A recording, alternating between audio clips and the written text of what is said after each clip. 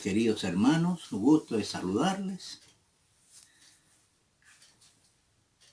Espero, a Dios gracias, que estén bien. Vamos a repasar la penúltima lección de este trimestre.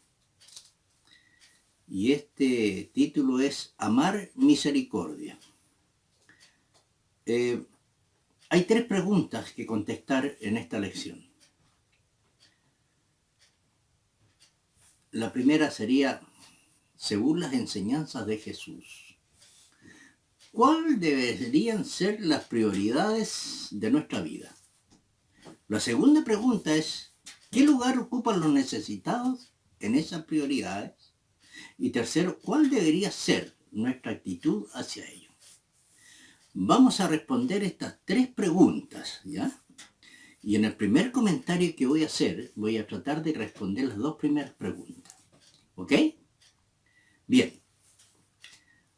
Si nosotros vamos a Mateos, ¿tiene Biblia? Sería bueno que tenga su Biblia. Mateo capítulo 6, versículo 33. Este versículo para mí es el versículo de memoria. Porque este versículo dice todo lo que tiene que ver la lección de esta semana. Ahí dice, buscad primeramente el reino de Dios y su justicia, y todas estas cosas os serán añadidas. Eso fue lo que dijo Jesús.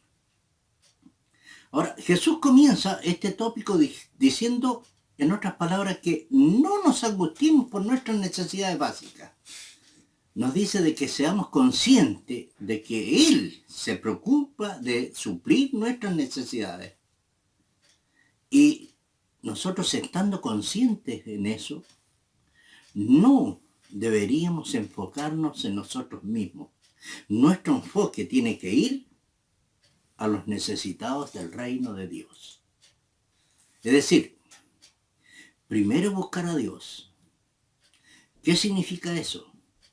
Buscar a Dios significa amarlo con toda tu alma y con todo tu ser. Y amar a tu prójimo como a ti mismo. Cuando esas verdades son una realidad en nuestras vidas, entonces vamos a ir en ayuda a los necesitados y oprimidos. Mateos 24, 21. Ahí Jesús nos está hablando de obedecer a las autoridades. No sé si ustedes saben el incidente que hubo ahí. Allí se le preguntó a Jesús si era permitido dar tributo a César. Y la respuesta de Jesús a esta pregunta malintencionada fue, ¿cierto? Pidió una moneda, ¿se acuerdan? Y les pregunta a esas personas que le hicieron la pregunta, valga la redundancia, esta imagen que está aquí, ¿de quién es? Y ellos le respondieron, de César. Y entonces él dijo, bueno, dar a César lo que es de César y a Dios lo que es de Dios. Clarito. Ahora, si nosotros vamos allí a Romanos, el capítulo 13, del versículo 1 al 7, yo quiero leer el primer versículo nomás, para lo que quiero comentar. Sométase toda persona a las autoridades superiores, dice, porque no hay autoridad que no provenga de Dios, y las que hay, por Dios han sido establecidas. Entonces, la pregunta sería, ¿cómo deberíamos actuar cuando nuestras autoridades entren en conflictos con los principios establecidos por Dios en su palabra? ¿Cómo deberíamos? La respuesta está ahí en Hechos capítulo 5, versículo 29. Ahí estaba Pedro, ahí estaba Juan, ellos hablaron ahí, pero ellos dijeron, ante esta situación es necesario obedecer a Dios antes que a los hombres. Y esa sí es una gran verdad. Nosotros, el Señor, a través de su palabra nos dice que debemos obedecer a nuestras autoridades y tenemos que entender que esas autoridades tienen autoridad, valga la redundancia, única y exclusivamente porque el Señor permite que así sea. Y porque el Señor permite que ellos también estén ahí. Pero, ¿cuál tiene que ser nuestra actitud cuando esas autoridades dictan leyes que atentan a los principios de nuestras creencias? Y ahí es donde tenemos que escuchar el consejo de Dios a través de su palabra. Es necesario obedecer a Dios antes que a los hombres. Ahora, la otra pregunta es, ¿cuál debería ser nuestra actitud hacia ellos? ¿Quiénes? Los necesitados. ¿Y quiénes son los necesitados? Nuestro prójimo. Fíjese que cuando nosotros hablamos de necesitados, por lo general, nuestros pensamientos van a esas personas con necesidades materiales, a esos que no están muy bien, ¿cierto? Sin embargo, permítame decirle que hay personas que no tienen problemas económicos y que también son necesitados. ¿Sí? Ellos también necesitan conocer a Dios. También necesitan de la salvación. Sin embargo, Jesús priorizó a los pobres, ¿cierto? Y a los oprimidos. Pero debemos de tomar en cuenta que su sacrificio en la cruz fue para todo el mundo, sean ricos o sean pobres. Ahora, cuando se trata de la salvación, no hay barreras. Como dice Pablo, no hay judío, no hay griego, no hay rico, no hay pobre. Jesús murió por cada uno de nosotros. Y todos necesitan y merecen ser salvos. Sin embargo, Jesús priorizó a los pobres y oprimidos, pero su sacrificio en la cruz fue para todo el mundo, sean ricos, sean pobres. Cuando se trata de la salvación no hay barreras. Vamos a Santiago capítulo 2, versículo 15. Ahí dice, si un hermano o una hermana están desnudos y tienen necesidad del mantenimiento de cada día, y alguno de vosotros le dice, id en paz, calentados y saciados, pero no le dais las cosas que son necesarias, ¿de qué aprovecha? Mira, como cristianos nosotros debemos ser compasivos y ayudar a los necesitados, pero esta ayuda no debe materializarse en una forma apresurada.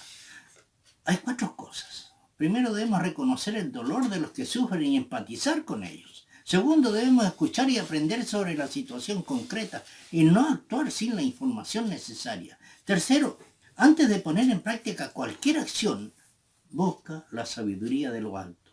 Ora. Y cuarto, debemos ofrecer nuestra ayuda aun cuando las personas beneficiadas no respondan de la manera que nosotros deseamos.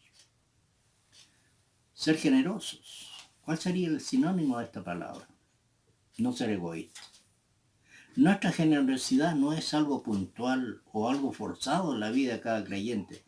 Nosotros debemos cultivar un espíritu generoso, es decir, un deseo permanente de ayudar a los demás. Como cristianos, nuestra generosidad nace como una respuesta a la generosidad divina. Y esa generosidad divina es un antídoto muy efectivo contra el egoísmo. Debemos ser pacificadores. Jesús nos enseñó a evitar los conflictos desde su propia base. No enojarnos ni guardar rencor, amar a nuestros enemigos, amar a los que nos persiguen. Fíjate que el Evangelio de la Paz comienza con nuestros pensamientos acerca de los demás y la forma en que los tratamos. Por lo tanto, no solo somos llamados a responder ante las necesidades de los demás, sino que también, en la medida que nuestras posibilidades, poner paz en medio de los conflictos. Debemos ser defensores. Fíjate que en el comentario del día jueves de la lección dice, ahí Salomón escribió que hay tiempo de callar y tiempo de hablar. Y cita Eclesiastés capítulo 3, versículo 7. Tenía razón. Y encontrar ese equilibrio no es sencillo para nadie, dice el comentario de la lección ahí. Sin embargo, en lo que respecta a hablar por los oprimidos, hacer una voz para los que no tienen voz y procurar vencer el mal con el bien. Y pregunta, ¿es posible que como iglesia hayamos pecado por exceso de silencio cuando deberíamos haber hecho oír nuestra voz? Saca este párrafo de la lección para que tú y yo lo meditemos. Y quiero terminar este resumen trayendo a luz las palabras de la sierva del Señor que están escritas en Hechos de los Apóstoles, página 440. Y esto resume todo. Un amor supremo hacia Dios y un amor abnegado hacia nuestro semejante es el mejor don que nuestro Padre Celestial puede conferirnos. Tal amor no es un impulso, sino un principio divino, un poder permanente. El corazón no ha sido santificado, no puede originarlo ni producirlo. Perdón, leo de nuevo esa parte para que se entienda. El corazón que no ha sido santificado no puede originarlo ni producirlo. Únicamente se encuentra en el corazón en el cual reina Cristo. Ese amor, cuando uno lo alberga en el alma, endulza la vida y esparce una influencia ennoblecedora en su derredor. Te hago un llamado. Busca a Dios a toda hora y a todo momento. Y esta lección va a ser una realidad en tu vida. Que Dios te bendiga.